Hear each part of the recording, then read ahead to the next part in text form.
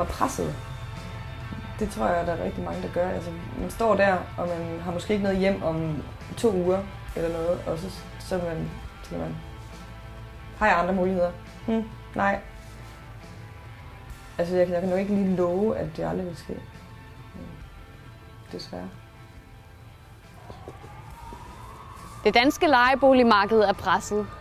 Især i studiebyerne Aarhus og København er der intens kamp om at finde et sted at bo. Mange boligsøgende oplever udlejere, der kræver en dusør for at overdrage lejligheden til netop dem. Men det er ulovligt ifølge lejelovens paragraf 6. Her er de ulovlige dusører.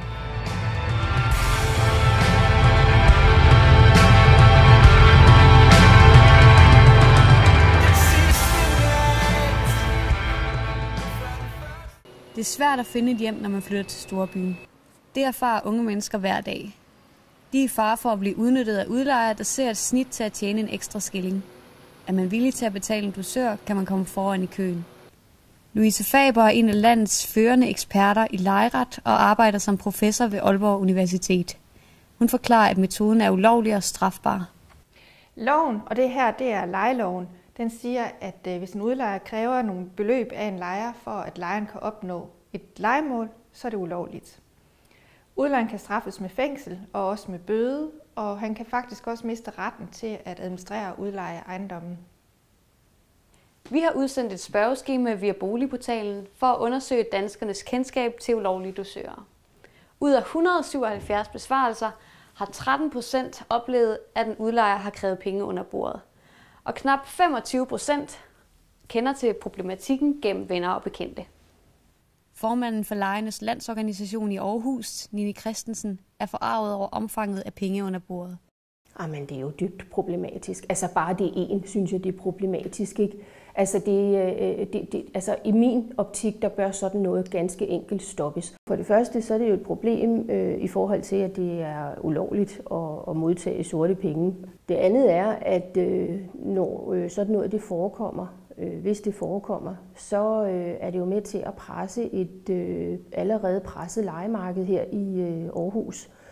Og især hvis vi kigger på, at Aarhus er en studieby, der er det da et enormt stort problem. Også Louise Faber finder det problematisk, at så mange udlejere kræver en ulovlig dusør. Hun anerkender, at det er en konsekvens af et presset lejeboligmarked.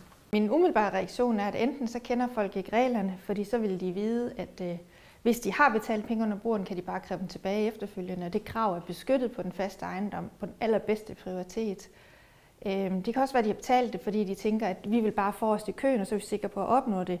Og nogle gange er folk villige til at bryde. Lejeren bryder jo ikke loven, men det er udlejeren, der bryder loven. Nogle gange er lejere villige til at bryde loven, eller lade udlejeren bryde loven for at opnå netop det her lejemål. Og hvis de er villige til det, så er det jo, fordi det er svært at få et lejemål. Og derfor er der noget, der tyder på, at der er et presset boligmarked. Som ung tilflytter i en ny by, kan det være svært at finde hoved og hale i lejeloven. Da Juliana Bæk flyttede hjemmefra, vidste hun ikke, det er ulovligt for udlejer at kræve en dusør. Derfor tøvede hun ikke, da hendes udlejer bad om penge under bordet. Jeg ved faktisk ikke, om vi havde fået det at vide så meget inden. Altså, det er nok bare kommet. Altså, jeg kan i hvert fald huske, at hun ikke udstrålede på noget tidspunkt, at det var forkert.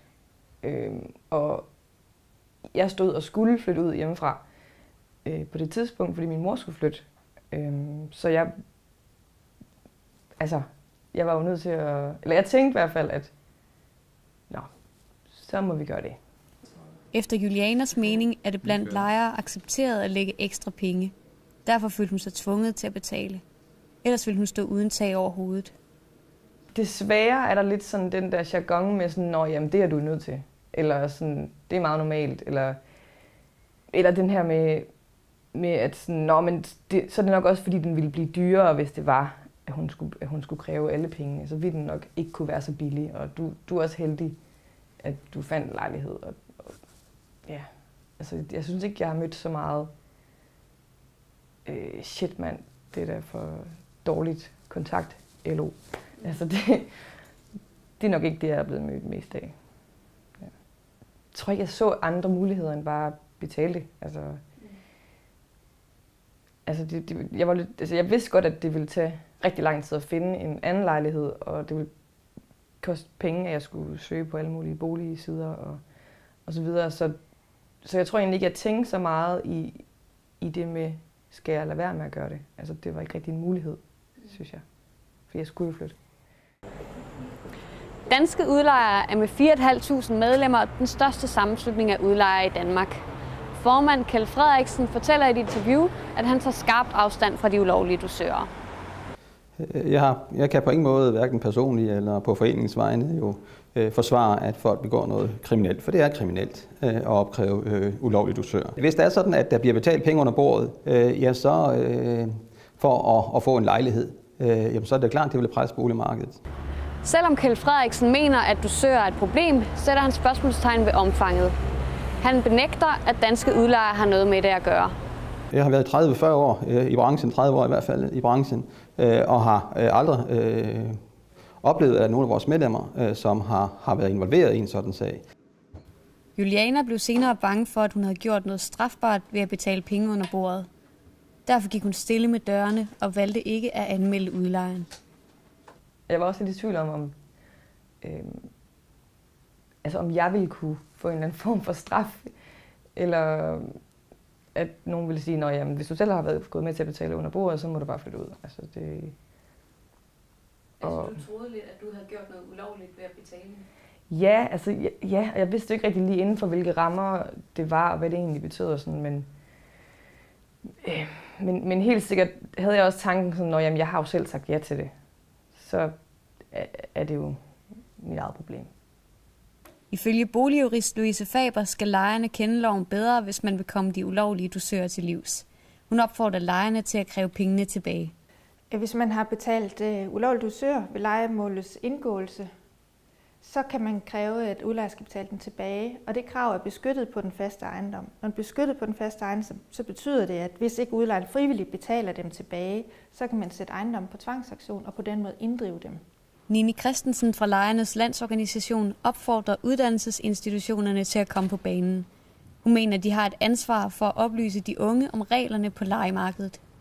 Altså, jeg kunne jo godt forestille mig, nu hvis vi tager udgangspunkt i de unge mennesker, som jo er en meget sårbar gruppe, og de kommer her til Aarhus og skal læse i Aarhus, der synes jeg måske, at det kunne være rigtig fint, hvis Aarhus Universitet og de andre læreanstalter går ud med noget folder eller går ud med noget oplysning til de her unge mennesker, der kommer hertil og siger, lad være med det, I risikerer at blive snydt. Det er både ulovligt og det er også, men det er jo dybt amoralsk.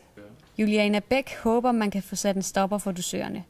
Hun mener, det giver ulige vilkår på lejeboligmarkedet.